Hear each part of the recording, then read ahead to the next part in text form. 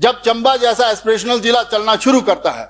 व्यवस्था परिवर्तन तो उस दिन मानता जिस दिन आपको इस माननीय हाउस में नहीं बिठा करके अपनी कैबिनेट में लेते और कहते कि चंबा के निर्णय जो है वो आपके माध्यम से होने please again I will request you, I am very happy on this chair and this chair is more important then any other chair for your information and don't cause any kind of please don't cause any aspersion, don't cause any aspersion to the chair, please ये बीच में ना कहे, this should not be taken a part of the record, बीच में ना कहे, बीच में ना कहे, एक मिनट, बीच में ना कहे, डॉक्टर हंसराज जी, और मेरा ये निवेदन while है, debating you should not bring this chair into the picture, please, while debating, please, I have taken a serious note of it. अब सर ऐसा है, आप चंबा को भली भांति जानते हैं, मैं पूरे हिमाचल पे जाऊंगा ही नहीं, मेरे को जाना, ये बाकी लोग हैं बोलने वाले, ये बुझ जाएंगे।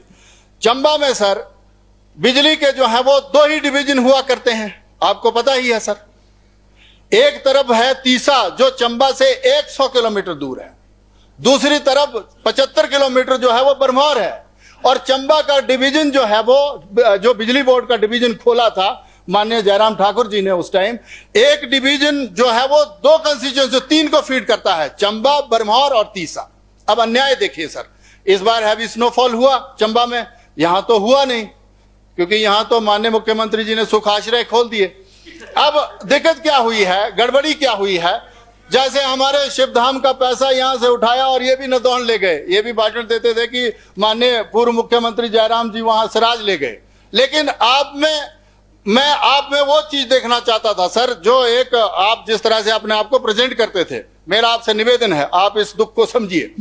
एक जिसने मीटर लगवाना है वो व्यक्ति क्या 100 किलोमीटर जो है वो चंबा आएगा सर, या बरमौर ढूंढेगा एक्शन को?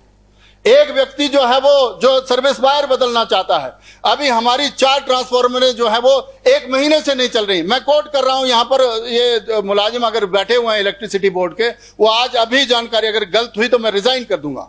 आयल की हमारी पंचायत है, आज पूरे के पूरे 2 हफ्ते हो गए सर, ट्रांसफार्मर ही नहीं मिल रही। हमारी डौरी की पंचायत है, वहां पर भी ट्रांसफार्मर नहीं मिल रही है। और अगर किसी को कहा जाए कि 4 खंभे वो आपने बदलने थे लकड़ी के, वो व्यवस्था करनी पड़ी है हमें। और इस बार जब हैवी स्नोफॉल हुआ, माननीय मुख्यमंत्री जी, आपके माध्यम से माननीय मुख्यमंत्री जी से मैं कहना चाहता हूं सर, पिछले 11 सालों से मैं विधायक हूं माननीय चुराह की जनता की दया दृष्टि से।